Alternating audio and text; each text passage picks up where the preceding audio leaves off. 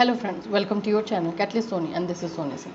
Friends, आज हम लोग कंटेम्प्रेरी इंडिया एंड एजुकेशन का जो एमसीक्यू लेकर आए सेकेंड पार्ट है। और कल हमने 20 क्वेश्चंस किए थे। आज फिर से जो है कुछ पार्ट में आपको लेकर के आई। तो चलिए स्टार्ट करते हैं क्लास को। उससे पहले अगर आप हमारे चैनल पर नए हैं तो चैनल को सब्सक्राइब कर लीजिए, बेल आइकन को हिट कर दीजिए। पेड नोट्स या पेड क्लास अगर आपको चाहिए तो आप हमें कांटेक्ट कर सकते हैं। जो मोबाइल नंबर आपको दिया गया है उस पर कॉल या मैसेज कर सकते हैं। चलिए स्टार्ट करते हैं क्लास। 21st, क्योंकि 20 क्वेश्चंस हमने कल किए, तो 21st में है आप लोगों का भारतीय खनन विद्यालय ISM कहाँ स्थित है। ISM जो है वो कहाँ है, जिसको हम भारतीय खनन विद्यालय कहते हैं। इसका ऑप्शन है जमशेदपुर, धनबाद, रांची, कोलकाता। इसका आंसर है धनबाद। ये कहाँ पर है? धनबाद में है ISM। जैसे आप जानते हैं धनबाद को कोयला नगरी के नाम से जाना जाता है, जिसको ब्लैक डायमंड कहते हैं। तो वहीं पर जो है ISM भी है, जहाँ पे खनन होता है। तो वो खनन किस तरह से होता है वो सारा सिखाया जो है यहीं पर जाता है। दूसरा आपका क्वेश्चन है हाँ, भारतीय टेक्नोलॉजी संस्थान यानी कि IIT की कुल संख्या है। IIT की कितनी संख्या है ये आपको बताना है। तो IIT के बारे में अगर आप जानते हो तो कहाँ कहाँ पर है ये आपको पता होगा। खड़गपुर, रुड़की, ये सब जगहों के बारे में आई होप कि आपको पता हो। तो IIT टोटल है कितना, तो आप लोगों का है 23। कितना है? 23। भारत में सर्वप्रथम IIT की स्थापना कहाँ की गई थी? नई दिल्ली, कानपुर, मुंबई, खड़गपुर। ये हो जाएगा आपका खड़गपुर। सबसे पुराना यही है, सबसे पहला एक्चुअली में यही है। पोर्ट विलियम कॉलेज कहाँ है? Agra, Delhi, Kolkata, Mumbai. Port William college कहाँ है ये आपको पूछा गया है। तो अगर आपको थोड़ा सा भी एजुकेशन हिस्ट्री पता है तो इतना पता होगा कि ब्रिटिशर्स के टाइम में जो भी चीज़ें होती थी उन्होंने वो कोलकाता से ही जो है करते थे। कोलकाता को ही उन लोगों ने कैपिटल भी बनाया था, अपना राजधानी। तो ये जो पोर्ट विलियम कॉलेज है ये उसी टाइम से है और ये कोलकाता में है। 5 नंबर क्वेश्चन, दैट मीन्स 25 है ये। उच्च स्तरीय इंडियन स्कूल ऑफ बिजनेस, जिसको ISB के नाम से जानते हैं, ये कहाँ है? नई दिल्ली, मुंबई, बेंगलोर, हैदराबाद। देखिए ये सब ऐसे क्वेश्चन हैं कि जिसको आपको बस लर्न करना है। इसमें आप इसका ज़्यादा कुछ कर नहीं सकते हो, इसमें आपको लर्न करने वाली ही चीज़ है। और इससे इंस्टीट्यूट, क्योंकि एजुकेशन कंटेम्प्रेरी जो है एजुकेशन से रिलेटेड है, चाहे वो पहले का हो, आफ्टर इंडिपेंडेंस हो या करेंट हो, मॉडर्न हो, तो सब में आपको कहाँ पर कौन कौन से कॉलेजेस ओपन हुए, यूनिवर्सिटी ओपन हुई, उसके बारे में रखना नॉलेज ज़रूरी है। तो ISB जो है हैदराबाद में है। विश्व भारती विद्यालय की स्थापना किसने की थी? विश्व भारती विश्वविद्यालय की स्थापना किसने की थी ये क्वेश्चन है। ऑप्शंस आपके हैं ईश्वर चंद्र विद्यासागर, राजा राम मोहन राय, बंकिम चंद्र चटर्जी एंड रविन्द्रनाथ टैगोर। तो अगर आप लोगों को इसके बारे में पता हो तो मैं बता दूं, ये रविन्द्रनाथ टैगोर ने किया है। और जैसे कि नाम है विश्व भारती, एक्चुअली में आप लोगों को बिफोर इंडिपेंडेंस वाला जो है एजुकेशन से ज़्यादा क्वेश्चन रहेगा, चाहे वो 1813 का मेकाले हो, फिर उसके बाद 1813 का चार्टर हो, या फिर मेकाले का हो, या फिर वुड डिस्पैच हो, या फिर उसके बाद गोखले बिल हो, इंडियन एजुकेशनल मूवमेंट हो। ये सारी जो चीज़ें हुई हैं ना, ये आपको एकदम रट जाना। इससे बीच में से क्वेश्चन बहुत पूछेगा। जो भी पॉलिसीज़ हैं उससे रिलेटेड क्वेश्चन बहुत आएंगे, स्पेशली बिफोर इंडिपेंडेंस। ठीक है, तो इसका आंसर कौन सा हो गया आपका? D number. 7 नंबर है ये जामिया मिलिया इस्लामिया की स्थापना किसने की थी? Doctor S Radhakrishnan, doctor Zakir Hussain, doctor Fakhruddin Ali Ahmed या रफ़ी अहमद किदवई। ये आप लोगों को अगर जामिया मिलिया इस्लामिया जो है पटना में है, बिहार में है, और इसकी स्थापना जो है करने वाले डॉक्टर जाकिर हुसैन हैं, इन्होंने की थी। ठीक है, 8 यानी 28। इसमें है शिक्षा में सुधार हेतु ब्रिटिश सरकार ने सैडलर आयोग कब नियुक्त किया। बहुत सारे जो है आयोग बनाए गए एजुकेशन को सुधारने के लिए, और ब्रिटिशर्स तो अपने अकॉर्डिंग सुधारना चाहते थे, ये हम सब जानते हैं। उसी बीच में सैडलर आयोग आया। मैं आपको बता दूं, सैडलर आयोग जो है गोखले बिल के बाद आया था। गोखले बिल जो गोखले जी ने 1910 में दिया, उसके बाद से एक्चुअली में बहुत खलबली मच गई थी ब्रिटिशर्स में। उसके बाद इन्होंने 1917 में 1917 में जो है इन्होंने ये बिल लाया, सैडलर आयोग लाया, दिखाने के लिए कि हमें भी इंटरेस्ट है भाई, हम भी चाहते हैं कि एजुकेशन जो है प्राइमरी एजुकेशन कंपलसरी हो और फ्री में दिया जाए। इसलिए कोठारी कमीशन की स्थापना किस दौरान की गई है, ये एकदम ये सब भूलना नहीं है। कंफ्यूज करने के लिए दोनों ईयर साथ में दे देगा। कोठारी कमीशन जो कि आप जानते हैं कि इंडिया में जो है पहले सबसे पहले 1952 सेकेंडरी एजुकेशन कमीशन आया, जो कि माध्यमिक कक्षाओं के लिए था, वो फेल हुआ। तो उसके बाद से कोठारी कमीशन लाया गया, जो पूरे शिक्षा को मतलब प्राइमरी से ले कर के पूरे शिक्षा को देखना था कि कैसे इम्प्रूवमेंट किया जाए। तो ये आया कब था, 1964 एंड 66। इसमें कुछ सोचने की बात नहीं है, और ज़्यादा आप लोगों को इसमें मतलब जैसे 61 63 दे दिया था, 67 69 था, तो एग्जैक्ट आपको नहीं पता रहेगा तो आप कंफ्यूज हो जाओगे, फिर उसके बाद से उल्टा सीधा करके आ जाओगे। तो इसलिए ये सब करना है आपको। लॉर्ड मैकाले संबंधित है। लॉर्ड मैकाले का तो जानते हो, 1813 का चार्टर एक्ट को सुधारने के लिए, या 1813 के चार्टर एक्ट के बाद जो प्रॉब्लम शुरू हुआ उसको संभालने के लिए लॉर्ड मैकाले को दिया गया था। तो लॉर्ड मैकाले किससे संबंधित है, सेना के सुधार से, सती प्रथा की समाप्ति से, अंग्रेजी शिक्षा से, या स्थायी बंदोबस्त से।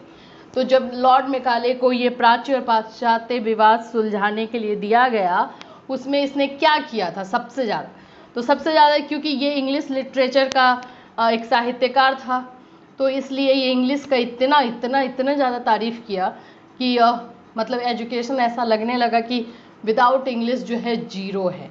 और हिंदी अरबी ये सब साहित्य को जो है उसने जीरो बताया, जस्ट ऐसा बताया कि एक अलमारी जो है ऐसा है ये साहित्य, और इंग्लिश तो पूरा भरा हुआ है। तो ये किससे संबंधित है, अंग्रेजी शिक्षा से। अब आप लोग बोलोगे मैम ये तो आपने करवाया, तो आपको तो खुद भी थोड़ा सा दिमाग लगाना है ना कि लॉर्ड मैकाले जो है जब उसने अपना सुझाव दिया है उसमें हर जगह अंग्रेजी किया हुआ है। मीडियम जो है एजुकेशन का वो इंग्लिश होना चाहिए, किस तरह से वो इंडियन साहित्य को नीचा दिखाया, ये सब तो आपको पता होना चाहिए। तो ये चारों ऑप्शंस में तो सी ही लग रहा है ना। ओके, 11 नंबर है त्रिभाषा सूत्र त्रिभाषा सूत्र ट्राई लैंग्वेज फॉर्मूला की सिफारिश किस समिति ने की थी। किस समिति ने जो है ट्राई लैंग्वेज फॉर्मूला की सिफारिश की थी।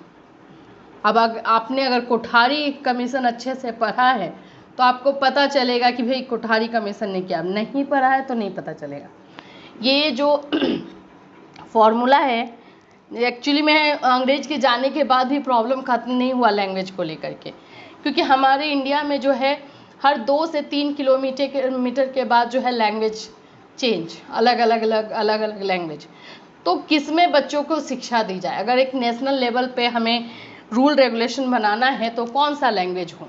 उसी में कोठारी कमीशन ने ये सुझाव दिया कि हमें ट्राई लैंग्वेज को लेकर के चलना चाहिए, जो एक मातृभाषा तो होगी ही, फिर उसके बाद से आपकी हिंदी होगी, और उसके बाद से जो है एक फॉरेन लैंग्वेज होगा। तो ये किसने किया था, कोठारी समिति ने। अब आपका आ जाएगा फिर नेक्स्ट, संविधान की 8वीं अनुसूची में मूलतः कितनी भाषाएं शामिल थी? ये पहले का पूछ रहा है, इसके बाद संशोधन भी हुआ है, तो ये क्वेश्चन में कंफ्यूज मत होइएगा और ऐसा अटपटा कुछ करके मत आ जाइएगा। तो संविधान की 8वीं अनुसूची में मूलतः कितनी भाषाएं शामिल थी?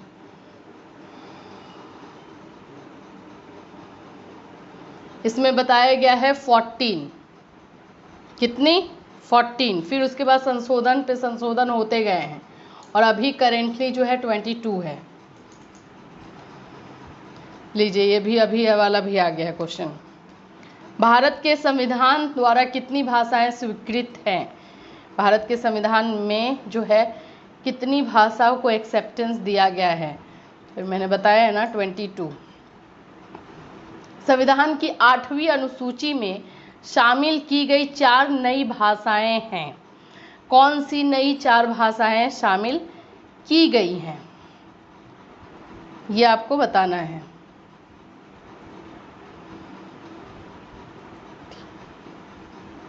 इसका हो जाएगा आंसर डी, संथाली, मैथिली, बोडो और डोंगरी।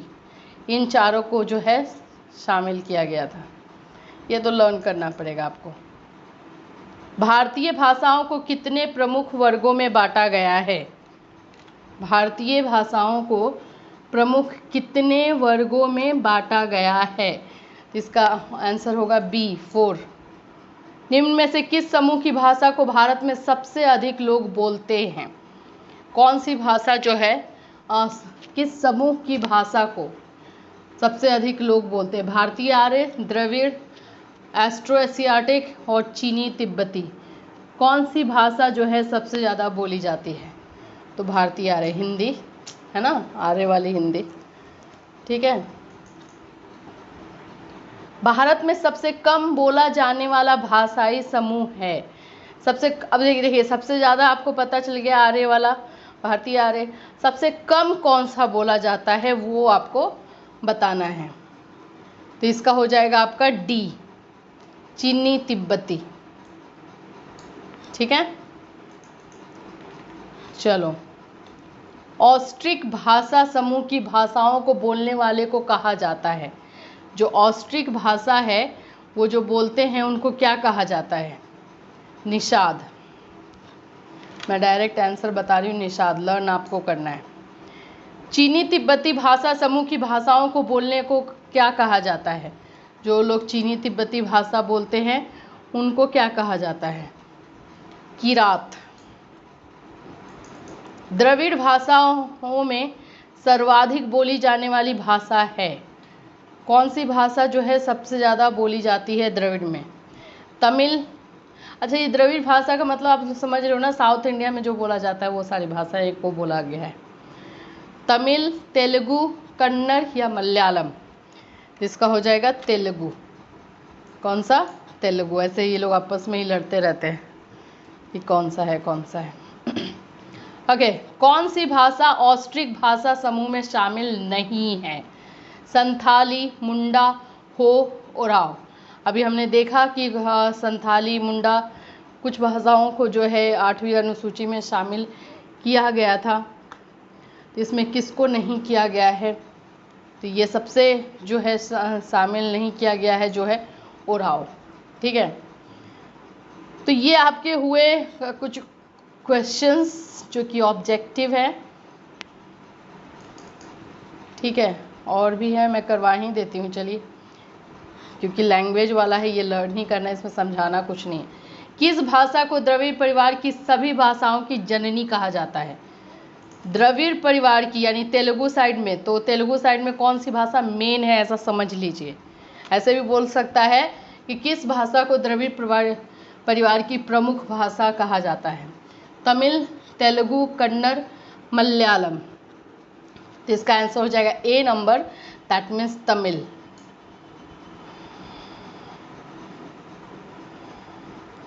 ठीक है, चलिए बस इतना ही रहने देते हैं, बाकी सारा जो है नेक्स्ट करेंगे, क्योंकि इसमें बहुत सारे क्वेश्चन मैं ऐड कर चुकी हूँ। तो ये सारे जो है क्वेश्चन आप लोग कीजिएगा, और जैसे कि मैंने आप लोग को बताया है कि आप लोग कौन कौन से टॉपिक से करेंगे तो ज़्यादा बेटर रहेगा, 20 क्वेश्चंस कल करवाया था मैंने, आज हमारा 20 से ज़्यादा हुआ है। तो ये सारे क्वेश्चन कीजिए, और भी मैं चुन चुन करके ला रही हूँ जहाँ से ये ऑब्जेक्टिव क्वेश्चन बनते हैं, और हम लोग डेफिनेटली जो है प्रिपेयर कर लेंगे, इसमें कोई दिक्कत नहीं आएगी। चलिए फिर मैं मिलूँगी आपसे कल। Till then have a nice day.